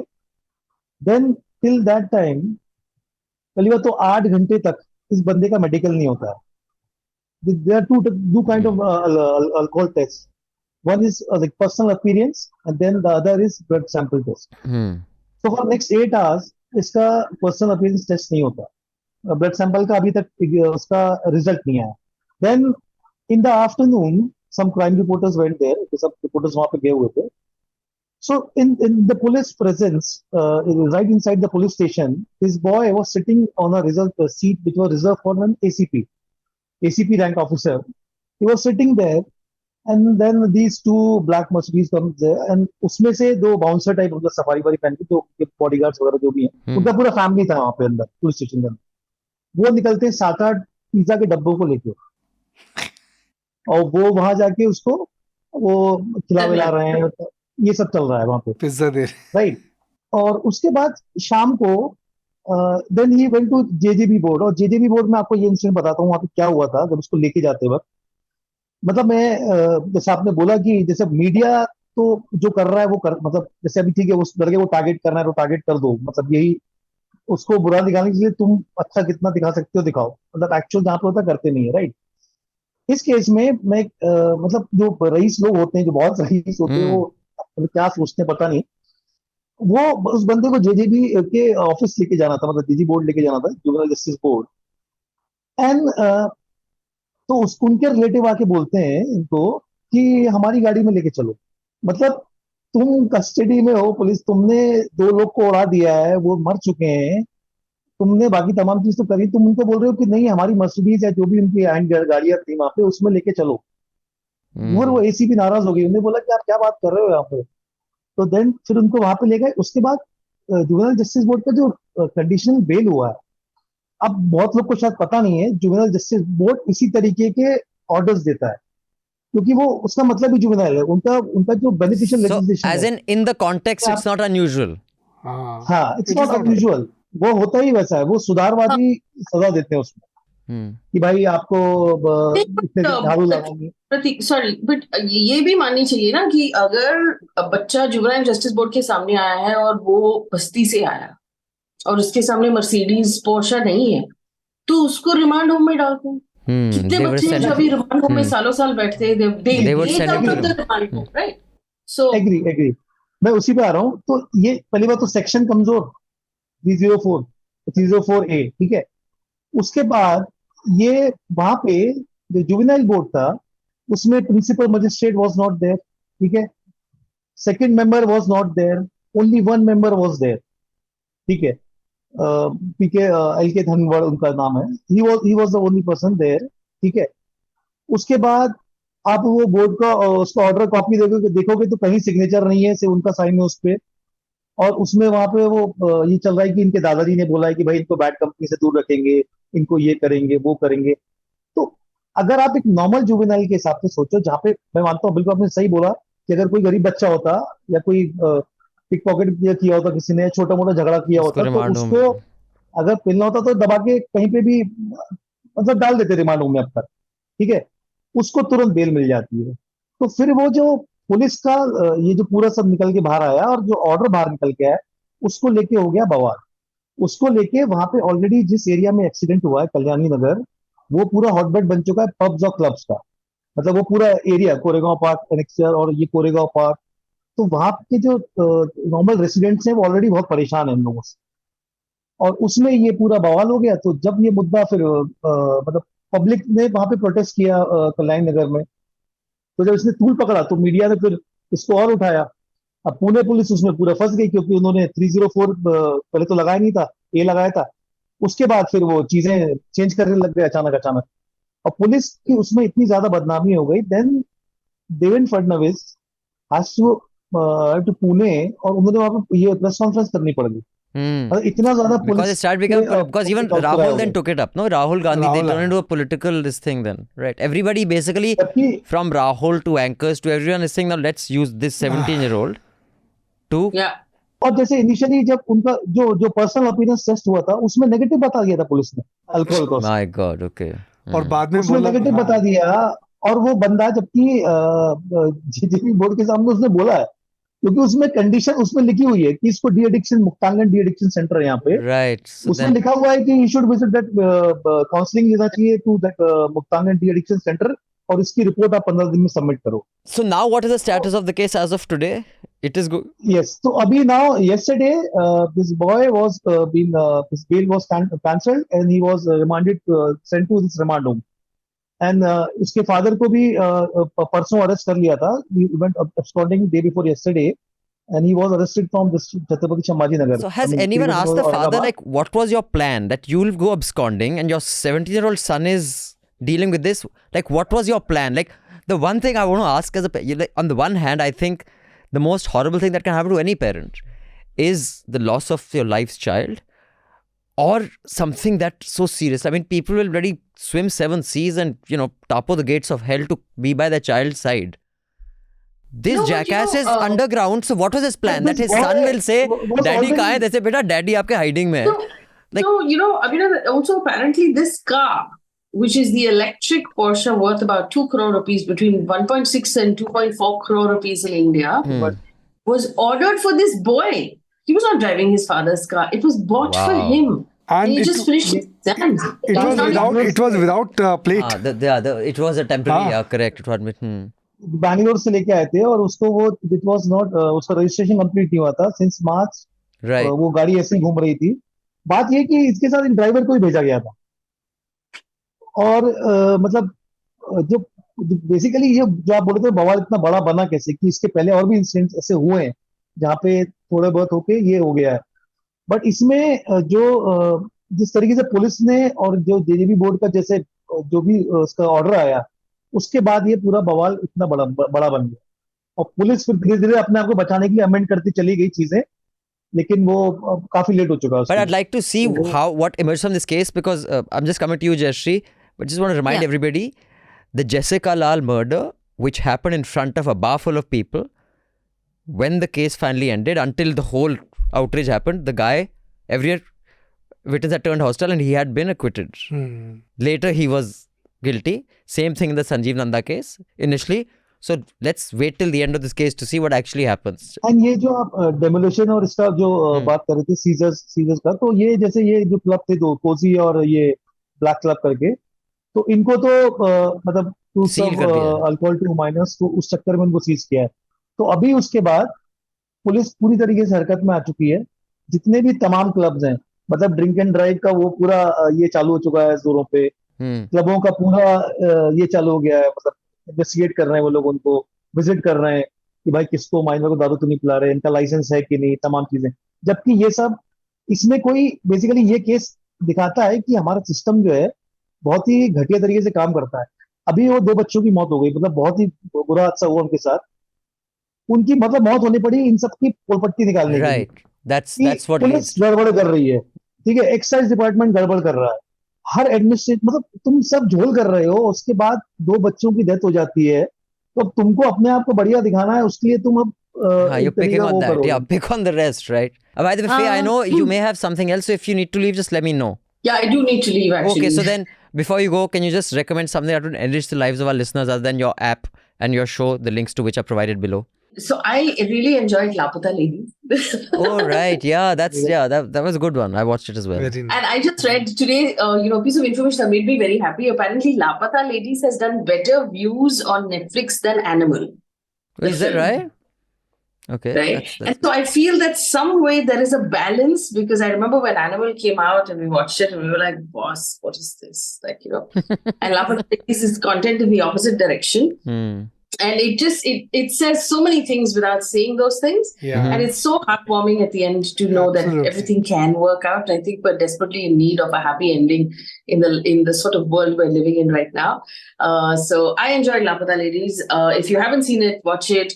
If you've seen it, watch it again, because there's not that much stuff on Netflix to watch anyway. So that's my recommendation. Thanks, Faye. Always a pleasure speaking with you. Thank you. Take care. I have a toddler who's getting cranky, so I'm going to run. But thanks, guys. Thank you so much. It's been fun. All right. Bye. Bye. Yeah, Jayashree, go ahead. Okay, so I am going to be a little bit of an asshole, also a little bit moralistic. So you're saying, why is everyone getting into this story, right? I think this is a story that appeals very much to India's upper middle class sensibilities, or that group of people that would call themselves middle class but are not. And yes, it is an outrageous case. It is a rich, spoiled teenager driving an unregistered vehicle without a license, which was not registered, whatever. He dropped, 48,000 rupees at nightclubs and pubs. He's underage. He drank with friends. Then he rammed 2 innocent people to death, and they both work as software engineers. Again, sort of profession that we all have a great affinity towards. He was given pizza in a police station. An MLA came and visited him. He was taken to court. The Juvenile Justice Board told him that he can write an essay, and that lets him off. And this is incredibly high preferential treatment. There is police leniency that we've seen at every step of the way, and it is outrageous and worth outraging about, that these ultra-wealthy kids get to do this and then get away with it.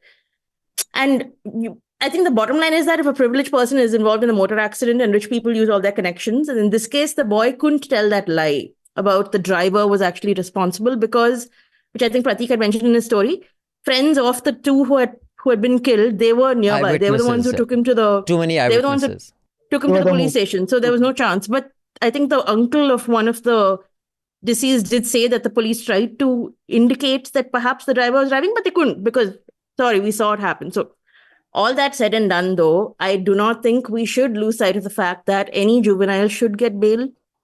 I mean, that's just how it should be. We have an issue with the law. That is an issue with the law. But in India, bail jurisprudence works only in that the very rich and very powerful get bail. That is not how it should be. But the reason why we're so angry is that we know that if we had been in that position, we would not have gotten bail. So what we should be also fighting for is that everyone gets bail. Everyone gets the same treatment in terms of bail. And then the law will take its course. The case will be heard. The court hearing will happen. But bail should be the right and bail should be the norm, especially when it's a juvenile. So when you talked about earlier, when do you try a juvenile as an adult? I understand that's a case-by-case sort of basis. But the guy is 17. He is a juvenile. I mean, by legal definition of the law, he is a juvenile. And I think this is sort of like a reflection on India, right? That basic civil liberties are so strictly available to the very rich and very powerful. And if you read that News Laundry story on the Reliance driver of the car, I mean, that really Aston tells Martin. you like news stories sort of vanished overnight. Right. People took down things and all. So it's the same thing. And in this case, just that we know that we would never have access to these sort of legalities. So it's a terrible thing. But Should the juvenile get bail? Yes, he should get bail. I think it should be as simple as that. Someone say, what's your take on this whole? In this, like, how do you deal when every actor in the whole film is a dick, including the child and the adults? So how do you kind of comment on that space? No, I think first of all, the car is in the name of his father. Maybe it was a present to son, but 17-year-old guy cannot own a car. So the father, first of all, there should be a proper case against him. He should be locked up for a long time. He needs to be punished. Number one.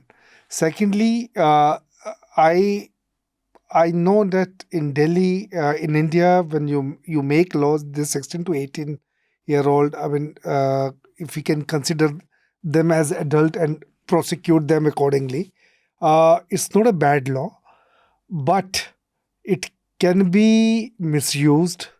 That possibility is there. I mean, so far as the law is concerned. And again, it can be used selectively depending on your access. Yeah.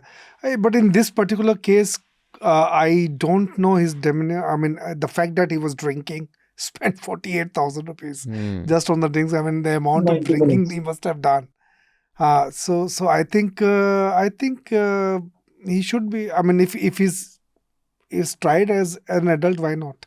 If you're okay with that, Prateek, what is your take? Not to nitpick, but was it 48,000 bill for all 13 people who went out, or was it 48,000 bill just for Must be for all 13. All 13. For all 13. But what is your take on this whole, juvenile or not juvenile? Decide. Or should it be depending on case to case? Case to case on it. मतलब इस case में like coming back to Jesse was saying कि like one of his uncle, not his uncle, one of the cop was trying to tell these victims of friends, all these chaps, no, this guy was not driving. The driver was the person who was on the wheels. So police वाले बोल रहे थे, तो उन्होंने बोला अरे भाई हमने पकड़ा है उसको, आप क्या बोल रहे हो? तो ये चीज है, पुलिस ने कमाल है गुस्सा इस बात का है कि जब भी बात रईसों and when it comes to rich and mighty, so rules can be, you can bend the rules like this. तुम एक चीज में से बदल दोगे, तुम कुछ भी लगा दोगे, तो वहां पे गुस्सा आता है लोगों को. वहां पे लाइक सपोज अगर वो मेरे घर के बच्चे होते, अगर उनकी मौत होती, मेरे को भी बहुत गुस्सा आता, या हम में तो किसी के भी. तो जब हम अगर किसी का उसमें अगर हम सोचते हैं कि अगर कोई रिच एंड माइटी, अगर उनको इतना सब कुछ अगर वो ऐसे ही करते जाएंगे, मुझे लगता है उसको, उस बच्चे को जो भी है उसको सबक तो मिलना चाहिए हर हाल, क्योंकि वो जिस तरीके का उसका जो मतलब उसका जो पूरा बैकग्राउंड, उसका स्टोरी देखेंगे, वो मतलब उसको रोक टोक का कोई सीन ही नहीं है. वो जो चाहे मतलब ये जस्ट मतलब बिल्कुल बहुत बिगड़ा हुआ मतलब ब्रैड टाइप, जिसका ब्रैड जो शब्द है उसमें सब कुछ आ जाता है. He knows the power of money. That's all. मुझे तो लगता है, like they have that law in the US, I don't know whether it is federal or state specific, that if a minor gets access to a weapon and causes damage, the parents will be tried for that murder, or letting the child. But here also though, isn't that why the father's booked under motor vehicles? Because yes. But so I think that here also the case is same. So I think try the parent for murder, because what that do is then you have the lifelong guilt of saying that, dude, my dad or mom is in prison because of me. It will have an ankush, then parents will also learn that, dude, put some ankush on them. But here the father ran off to Aurangabad. That is see the beauty, but leading by example. And I don't know, I mean, how true it is, but like my sources said, this was the idea of his father. His grandfather. Grandfather's idea. Beta tu bhag. Yeah, you bro, tum bhago abhi thoda sa. So I don't know whether you were there. I will not give the specifics of the case, because then people know who it is, and then unless you have the evidence, and also it opens you up, the person who told us. A very well-known editor, I think you were in the room when this was narrated to us. A very well-known editor, everybody would know him, told us about a particular case, very high-profile case, of a child who had done major damage and caused some horrible things. Years later, when this editor met the parent had no remorse. The parent was, you media walas went after my kid. After all, what did he do? And then he referred to the person who was deceased in a disparaging way. Says that person was only this, no? Look at our family. He actually believed that shit. Were you there upstairs when? So that is the attitude that Prateek is talking about. I think that attitude needs to be broken. That really, that's your family. Let's take care of that. And But again, I think that also comes back to a very India sort of thing, no? Because the rich are so rich and the poor are so poor. So that divide and also the way that they think of sort of value or lack of value they put on other people's lives. Like Clay was talking about that hoarding, right? The 17th person, I think, died yesterday. And just yesterday, and 17 people died. But what value do we place on that when compared to this sort of rich chap driving a Porsche? And I'm sure okay, I don't know. We don't know anything about these people, but I'm sure they put very little sort of premium on other people's lives. So this is just a story that then later you'll talk about it, and child will go abroad, study in the US, come back, and he's living. But it's his all life. about power. You see, the thing is that because of and that's the problem with the media. You show your righteousness to someone who can't punch you back. Yeah. I'll give you a simple example. This joke of a journalist at Times Now who barged into the AAP office, who said, "How can you stop me? We are the media. Lets you barge into the PMO or the BJP office like that." And the cops came also to listen that he pushed my mic. They registered an FIR. I actually at one point had thought, because I did this years ago and then later I felt bad. And I remember it was Prema who was at Times Now. And I remember watching her on a show, chasing someone. And now she runs Probe and, I think she's doing some great work. But at that time she was at Times Now. And at a press conference, I happened to be there. News Laundry had just opened. And I was like, let me ask her about Arnab. And I took my mic and I started chasing her. And she started running, and I carry the story. It's on News Laundry. And later she said, Abhinandan, please, I was like, but you do this all the time. Like, can't I, like, isn't that, I'm just learning from you. She was like, I got to do this. Please don't do this to me. Same, when me and Madhu met Arnab at Khan Market and we went to him, come on, yeah, what are you doing? Come on, yeah, Madhu, come on, yeah, Abhinandan, what are you doing? We carry that. Let's see you do that. If I want to ask that buffoon Shiv Shankar or this, the drama that Navika keeps doing, can I barge into the Times office? Right. I mean, these guys are bloody idiots, man. Like, what world? It is basically, if I have the back of a bigger mafia, so it has nothing to do with being righteous. If they were righteous, they would have picked on the Aston Martin case. That can not just bend the law, it can bend the country. But उनकी औकात नहीं है. यों उनको नौकरी से निकाल दिया जाएगा. Absolutely. So all these guys, वो अपनी, as they say in Hindi cinema, अपनी औकात दिखा रहे हैं कि बस इससे मैं पंगा ले सकता हूँ. और किसी मत लेना पंगा लेने को. वहाँ फटती है मेरी. Anyway, but any closing thoughts on this, Prateek and Jayashree? No, but what is Aukat? Aukat is, I mean, that was the... Aukat is a very crude word for your caliber of who you can punch up. What is your caliber of combat? But it's a bad word, is it? Aukat is a very crass way of saying caliber. It has negative connotation, Yeah, yes. it is like, it's, yeah. I mean, usually Amrish Puri will use it in the film, not Amitabh Bachchan. Okay. I get the distinction. But then when you're talking about media, I mean, I think there were several things that we saw this week that were really bad. I saw the front page of my Times of India today had this very fawning interview with Modi, which started off and then carried over into a large page inside.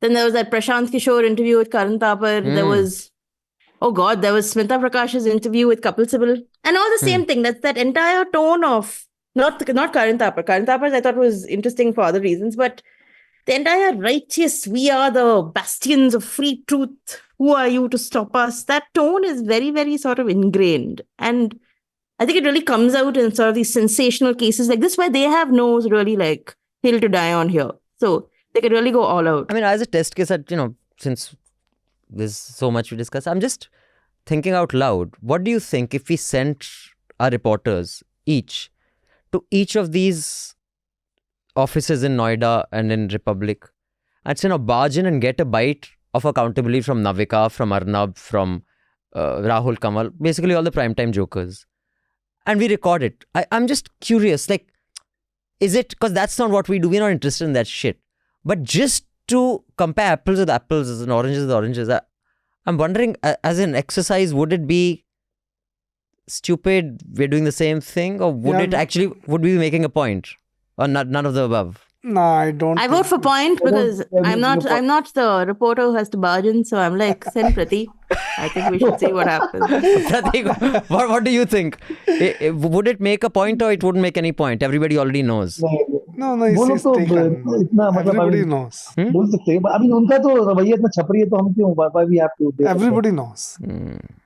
Right. So on that note, we will get onto the emails. We will not read all today. We'll read a few. We have quite a few actually, but we also don't have Manisha and the full strength here. We have 18 emails. So let's read about 10 of the smaller ones, Jayashree. Yes. And we only entertain the email, the critique, the feedback, criticism, anything of subscribers. If you just want to, leave a message saying, Abhe, chutiya shakal dekhiye, you can leave it in the YouTube comments below, because I don't read those. On Twitter. Man, I read YouTube comments, and there's one comment I've been seeing about me for the past, I want to say like 6 months. Which is? There's always one guy who asks why I'm wearing a wig. And I just want to say, I know, like, maybe my screen resolution is not great, but guys, this is not a wig. It's real hair. In fact, we This is what my discussed. hair looks In like. fact, So- whoever is leaving this comment, we discussed that she gave herself a haircut, and both Yeah, me and I don't know, Manisha, but- and both we and Manisha reserved our comment. Like, don't give yourself haircuts. You don't. Yeah, so I just want to say to that man, maybe it's the same guy every week, maybe it's I don't know, but this is real, actually my hair. So Real hair. it's just an unfortunate cut. That's it. So, yes, the rest, if you have anything more significant to say, you can mail us at podcasts@newslaundry.com. I repeat, podcasts@newslaundry.com. Or you can just click on the link below, a window will open, and you can give in your feedback. But please keep it below 150 words so we can include as many as possible. Jayashree, please go ahead. Yes, so the first letter is from Ujjwal, who says, my question on the organized nature of Ram Mandir decor in public spaces was brushed off by Shardul, who claimed I don't understand India. I thought his answer has more to do with his own Mandir time tribulations than the uniformity of the decor. Raman sir did respond to my specific question. But I was very glad to see this exact issue was explored and reported on by Srinivasan Jain in Myth versus Reality. This is what I love about NL's reportage. So glad to be a supporter. Thank you, Ujjwal. So glad you are. A question. I thought TNM's story about VVPAT malfunctions from Kerala had an alarmist tone. Despite important details such as the extra slip reportedly marked not to be counted, the story gave voice to unsubstantiated and theoretical questions about VVPAT's integrity. In my view, NL reports typically have impeccable balance, gravity, and tone. I want to take the NL editor's view on whether they too would have taken the same approach in reporting on this incident. Raman sir, I think we discussed this actually. Raman sir, you had certain reservations with what are the conclusions you can draw. It's not that compelling and certain. Yeah. It is not. VVPAT, in fact, I have spoken to whoever has voted, at least 40 to 50, because I was also curious that whether they check the VVPAT or not. In fact, I told many of my relatives and I myself, it comes for the 7 minutes. I did 7 not seconds. find 7 seconds. Not even one case I found which was, against. Everybody saw the same. Right. Although they are, but I mean, whoever they voted. I think on this, Ujjwal, just check out the LTA with Mr. Qureshi. Dr. Qureshi, sorry, he's a PhD. He's explained in great detail of how this works. So, yeah. Next letter is from Dheeraj, who says, thanks for all the work you do, enjoying your coverage of elections. Great to see your entertaining questions being raised of EC. In this regard, Anand in Hafta 481, while responding to the German court discarding the EVMs over a trust issue, took refuge in how common citizens don't actually understand how the digital economy or transactions work. But that cannot be grounds to discarding digital payments. This argument is flawed because voting is our democratic right. Unless the EC provides an alternative to EVMs for those who don't trust them, the way there's an alternative to digital payments, that argument does not hold. Again, thanks and all the very best. Thanks, Dheeraj. Kapil says, Dear Nikku, just out of curiosity, I want to know what will happen to legacy media if BJP loses Lok Sabha 2024. Will they continue spreading BJP's propaganda? Will they try to please the party that has won? Will the new government also start using them? P.S. Please don't say you'll retire after 55. I want you to live until 107. and keep working in News Laundry at least until 103. My God, there's Very a specific, long Kapil. way to go for you. Kapil, बहुत specific आपने age चुनी है. But let's see. I want to spend at least 10 years of my life where my body still works in sport. But coming to your point, I hope you watched Nuisance this week. Since Manisha is traveling, I thought I'd take over and machao my gand. I have actually addressed exactly this, and I've also pulled out a video from before Modi of Sudhir saying, Sonia ji में इतनी energy कैसे है? क्योंकि उन दिनों ऊर्जा को energy कहते थे. So, dude, they'll turn on a dime. They'll turn. You have no idea how shamelessly and how quickly they turn. They will be seen legacy media of the new government. Yeah. Boss, it's commerce. It's simple. The next letter from Nitesh, who says, I want to address recent request from a college to cease sending them the News Laundry newsletter due to fears of potential reprisal. It's disheartening to witness such timidity, which brings to mind a poignant scene from the film Scent of a Woman, where Al Pacino's character delivers a line that resonates deeply with Abhinandan's sentiments. Quote, there are prosthetics for broken limbs, but there's no prosthetic for a broken soul. Yeah, man. That was such an amazing speech. I mean, each line of that is imprinted. The one line I loved was, Which movie are we talking? Scent of a Woman. Scent of a Woman. I remember that dancing scene very vividly. Yeah. He says, I'm waiting for someone. He'll be here any moment. He says, some people can live a lifetime in a moment. But in that scene where it says, Colonel Slade, you're out of order. He says, I'll show you out of order. If I was half a man that I was, I'd take a flamethrower to this place. But now I'm too old, too tired, and too fucking blind.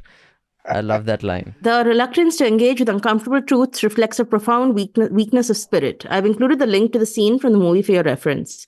Let's continue our commitment to fearless journalism despite the challenges we encounter. Love the line, Mere karch pe aazad hai khabre. Thank you, Nitesh. Thank you so much. Next is from Ganesh, who says, Hi NL team, I watched Srinivasan Jain's interview with Ms. Priyanka Gandhi. I've also been following Mr. Gandhi's speeches on YouTube. Maybe I'm imagining it, but there seems to be a certain maturity and frankly political savvy in both their speeches and campaigns. Above all, there's a sense of humility that you don't find with Sahib and his coterie. There was this really nice moment where Ms. Gandhi apologized to Srinivasan after interrupting him.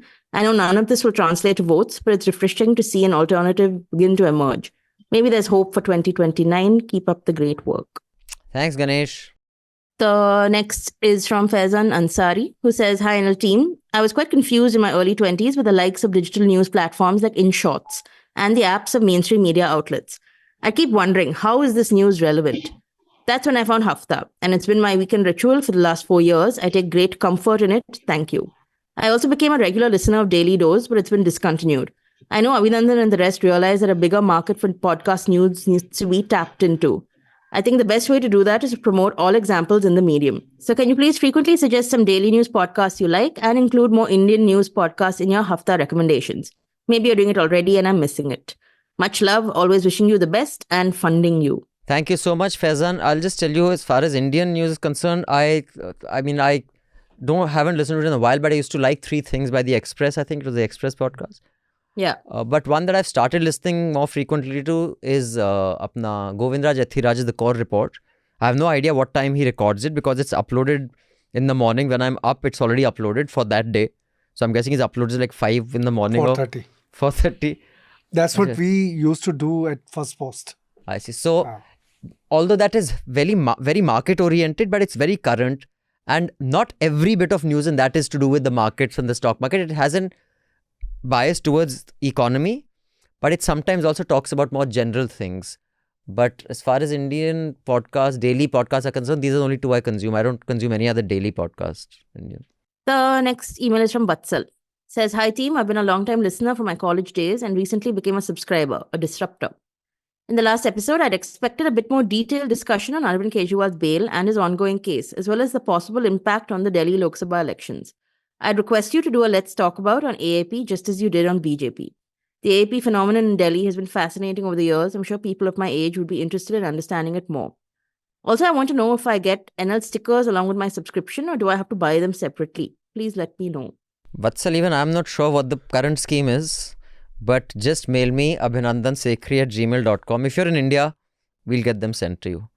abhinandansekhri@gmail.com.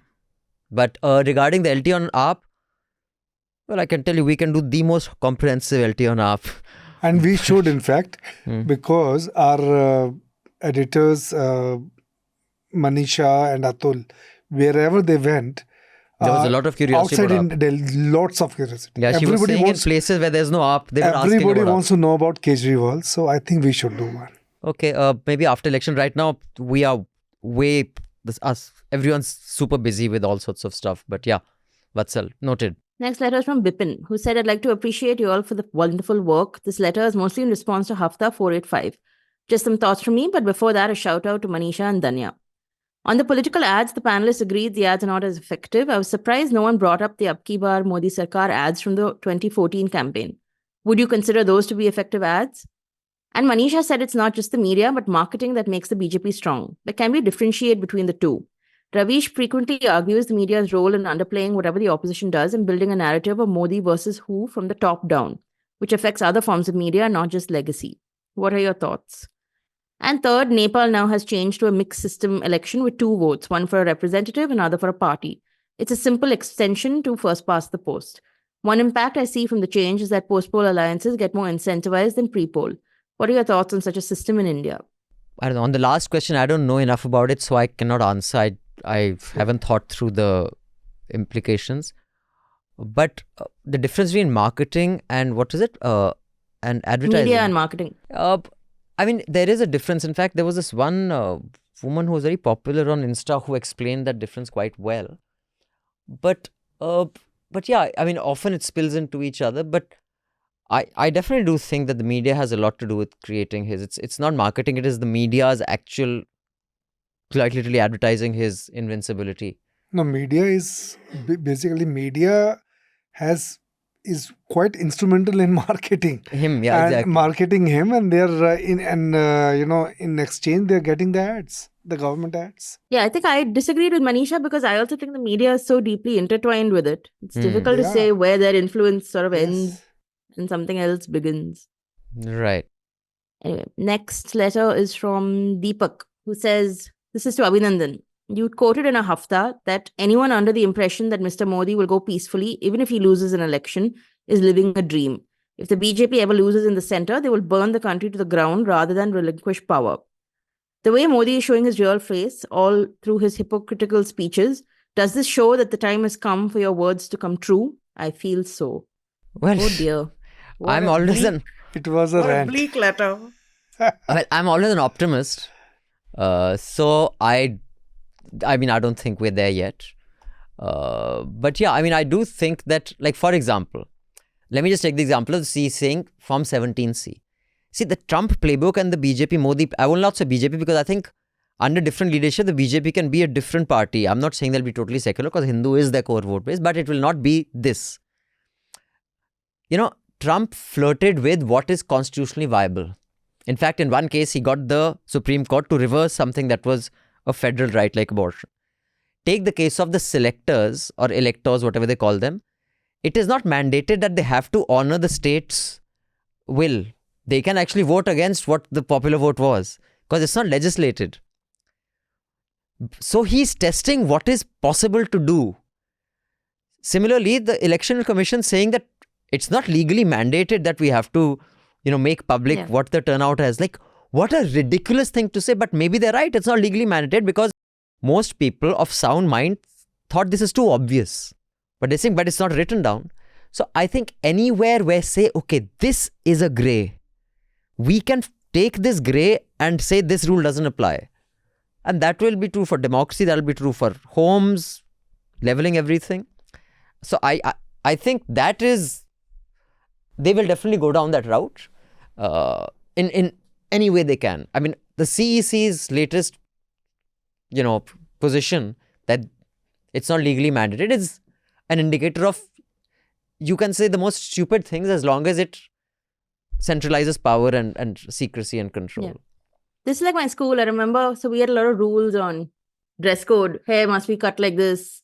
Clothes must be done like this, whatever. So there was one guy in my class who came to school he dyed his hair multicolored. So the teacher was like, oh my God, what the fuck and all. And he's like, yeah, but it's not, you didn't say I can't do it. So then they had to explicitly write it down. So it's the same thing. You're testing whatever you can get away with it. And you're getting away with it. And you're So- getting us. And we will read one last email, or let's just take two. One is... Yeah, but one I'm reading which is complimentary to me. Oh, so go that for can it be the then, last. please. First, I'll read one more and then I'll read my letter. Okay. So this next letter is from Mohit, who says, I've really enjoyed reading the election funding stories done over the past few months by NL and others. The quid pro quo as well as hafta vasuli by the government in power is very evident in these stories. But who is missing from the list is even more surprising than who is on it.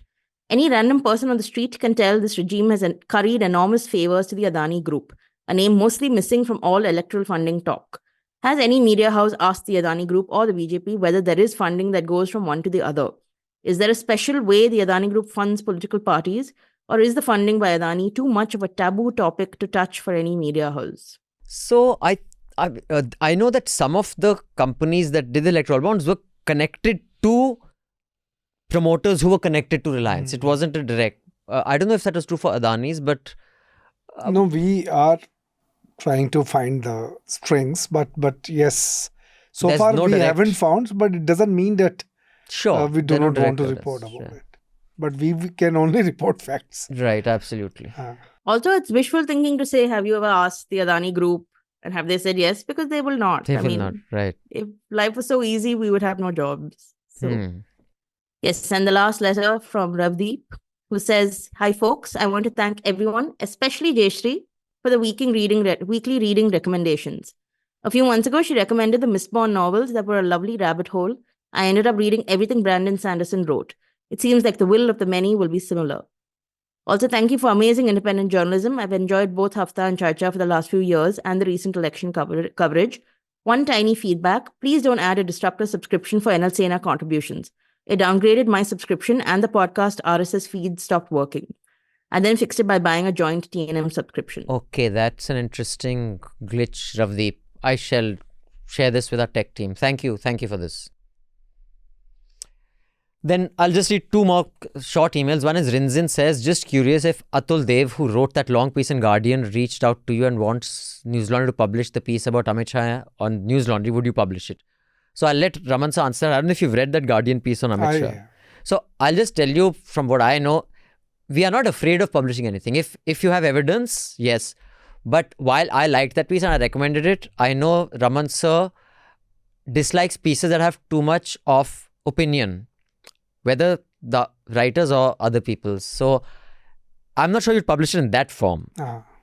You would publish it, but you'd tweak a lot of things. If it is well argued, if it is well researched, yes. Why not? But I've noticed even if it is well researched, you dislike, unless there's a direct A means B means C, unless it's direct, you don't like I don't like suggestions. Yeah. So I've seen you change a lot of Yes. that. But yeah, so that is the only thing. And there's one more very short email which we shall also finish that, which is anonymous. Was appalled to find that India is sending weapons to Israel to carry out genocide in Gaza. The one was recently intercepted in Spain, and it having zero coverage of any sort. Has our country fallen this much morally? This is where this is what we have to resort to. Have we always had this poor a stand when it came to this conflict, or have Indians become so apathetic and nothing matters to us anymore? I'm not sure that ship was carrying weapons, was it? It was. No, It was. Indian I read a small report. Even I was expecting much more because we don't have that kind of resources to go there. go there. But he's right. We haven't got anything on it.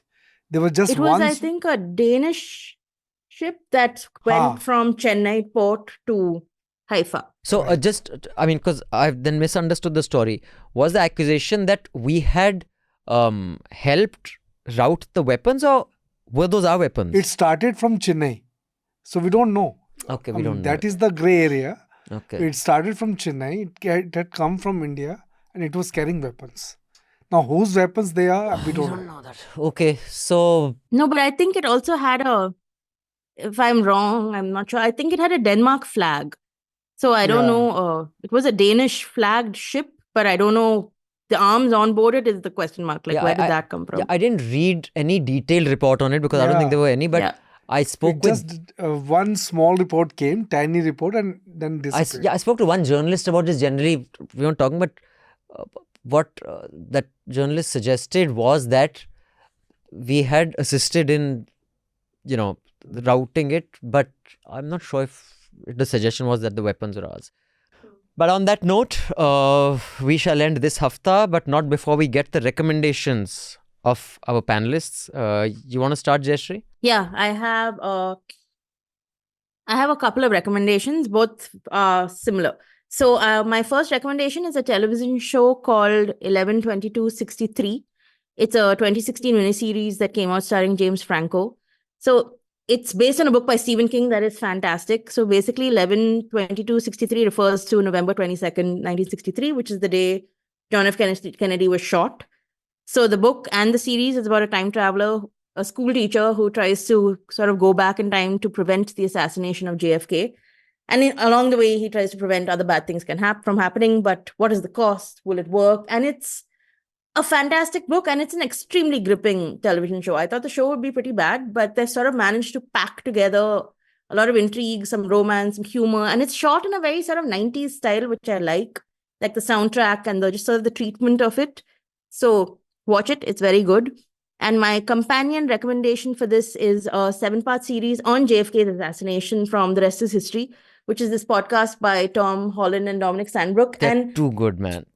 Yeah, and I just love their banter. I don't agree with them on a lot of things, but they just work. And you would think, a podcast on history it has the potential to be really boring, especially because it's just two men sort of talking in a slightly academic way, but it is beautiful and it's interesting. And so, especially JFK's assassination, because, did Lee Harvey Oswald act alone? Was he a tool for darker forces? Was the CIA involved? Was there an international conspiracy related to the Cold War? So this is told over seven episodes, and it's very well done. So I recommend you listen to it first, and then you watch the show, and then you read the book. So that'll keep you busy until the end of the election. For a long, till Jayashree's back. Okay. Good enough. Prateek. तो ये लापता ladies मतलब मेरा recommendation एक वो है और एक मामला लीगल है करके एक अपना ये है. हाँ, I believe that's very good. बहुत बढ़िया रिव्यूज मिल रहे हैं इससे. वो मतलब जो एक्चुअल जो कोर्ट्स में जो कुछ ऐसी सच्ची कहानियां होती है, वो कॉमेडी होती है कि बंदर ये लेके भाग गया या कुछ, मतलब बहुत ऐसे फनी तरीके, देखिए बहुत बढ़िया तरीके से दिखाया और बहुत ही बढ़िया एक्टर्स, मतलब एक्टिंग सबने बहुत अच्छी की है. Isn't that the one someone had filed contempt? Was it for that or for something else? नहीं, मामला लीगल है कि नहीं? अच्छा, I think that was for that other film with Arshad Varsi. उस पर contempt of court या making a mockery of court का कुछ PIL गई थी. ये तो ट्रू केसेस पे है, मतलब फनी ट्रू केसेस पे, और बहुत अच्छी तरीके से उसको, बहुत अच्छी है. दिल्ली का ही कोर्ट है वो अपना पटियाला हाउस या इस तरह 30,000. Raman sir? I have 3 recommendations, 3 groups in fact. One, I would suggest that someone should watch Prashant Kishore's interview with Barkha Dutt, Andy TV and Wire interview. Prashant Kishore's macro analysis makes a lot more sense. Where he talks about the wave, or and I think he makes a lot more sense. Quite this thing. Yes, he had a fight at Wire because he had predicted something wrong in the past, which he did not. He was very adamant that he did not say it. That's besides the point. But about this election, macro. But when he talks about it, I read one piece by Sudha Pai, which came out in Indian Express this week. And Sudha Pai had given the micro, analysis of, the ongoing polls in UP. I used to think that Congress really started very late. Even now, I think they came up with this India bloc, very late. But still, lot more thinking has gone into the placement of, candidates, selection of candidates in Uttar Pradesh, which was very interesting to me. So if it comes to arithmetic, and then I think they stand a good chance in UP to make some dent. I don't say that complete dent, but a little dent. So these two should be read, together, and that gives a very good peep into, this understanding the ongoing election. The second is, today, since we are discussing this Pune case, so one ex-IPS, retired IPS officer. She wrote a piece in Indian Express, I think. I think Indian Express. Otherwise, I'll just get it corrected. In which she has written that how these cases, if you see all the cases that you were listing, that in most the cases they just they get away with murder.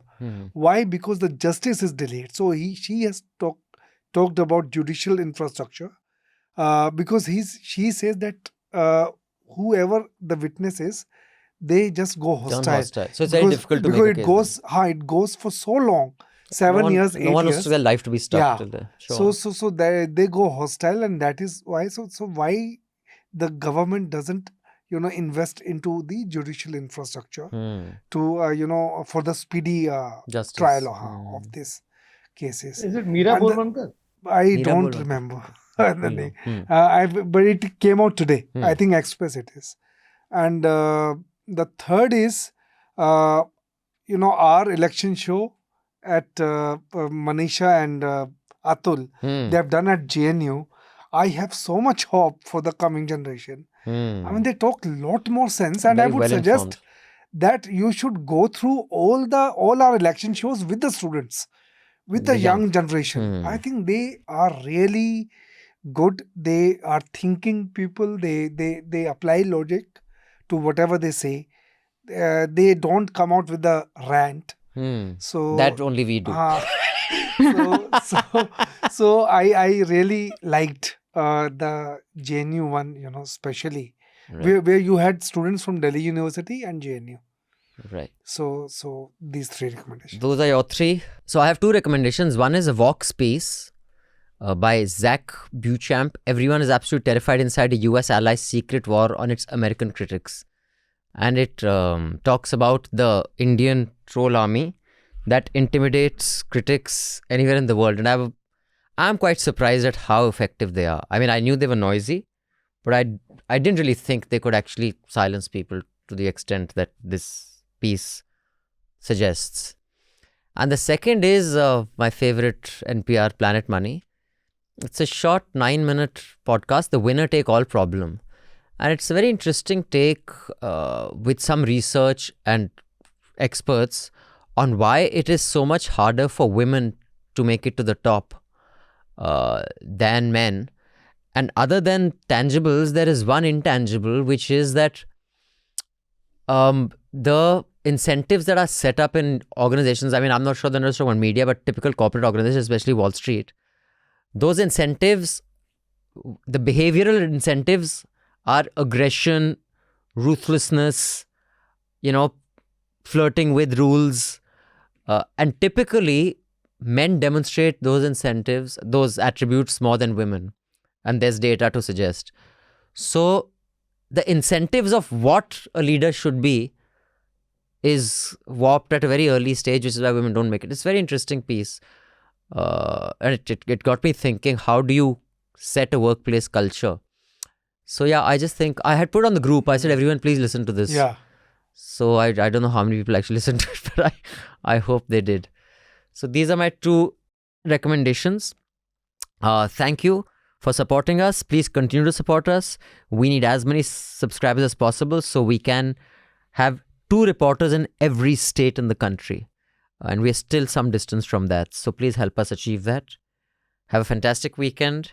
And do watch Nuisance this week. We have done a flashback of a nuisance from, not nuisance, it isn't a Clothesline from 2012.